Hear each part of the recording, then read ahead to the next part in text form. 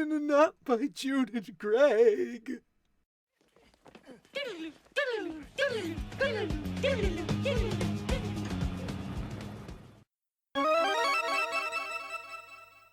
If there's one thing that really bugs me, it's hypocrisy and double standards. Now, throughout my time on the internet and YouTube, I've noticed an alarming amount of people that consider themselves skeptical and anti-sjw defend actions they would otherwise condemn if it came from the ones they consider their enemies. As criticizing social justice ideals became more trendy and various YouTubers rose to the top, a sort of cult of personality developed surrounding these figures. Whether they set out to be figureheads or not is besides the point, as there are many people who consider them the cream of the crop and will often quote their talking points or link their videos as a defense for their argument. In the minds of many fans, they seem to be almost untouchable when it comes to criticism, and anyone who decides to, in video format, is doing it for the views or attempting to be contrarian. It never really occurs to them that their favorite YouTube personality may be capable of poor behavior and that some people simply speak from an individualistic point of view and don't consider themselves part of a community. They're overtaken by the so-called charisma and entertainment value provided by someone who confirms their bias.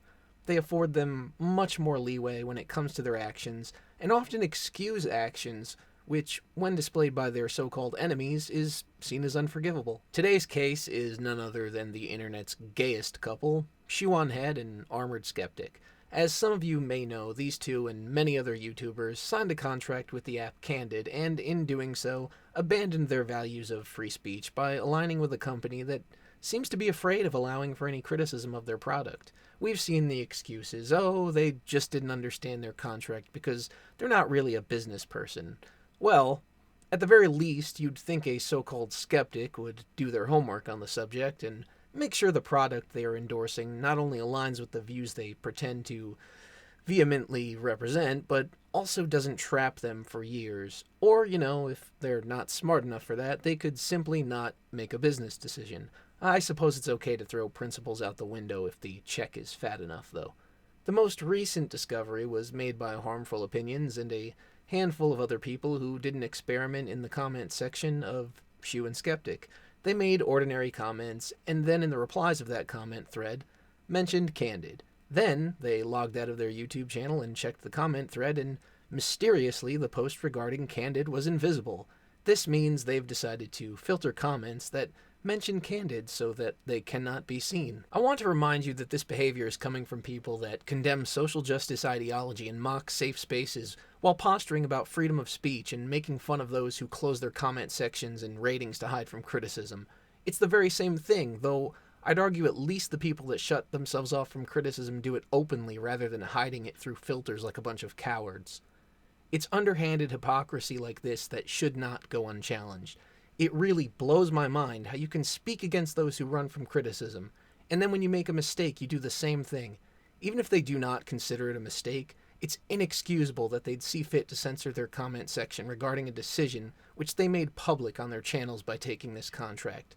And people in the fanbase are so hand-wavy with their "we're sick of hearing about Candid" excuses, while they go on to watch yet another video criticizing someone like Lacey Green, as though we haven't seen a million of those. You're not sick of it, you're willfully ignoring something because it's about someone you like. It seems that if you're popular and charismatic enough, there's this blind level of respect that you inherently have for speaking the right narrative and being considered entertaining. Now, I await the commentary making accusations of jealousy, but I assure you, there's no need to be jealous of anyone who would abandon their principles when it suits them, because those are not traits I respect or envy.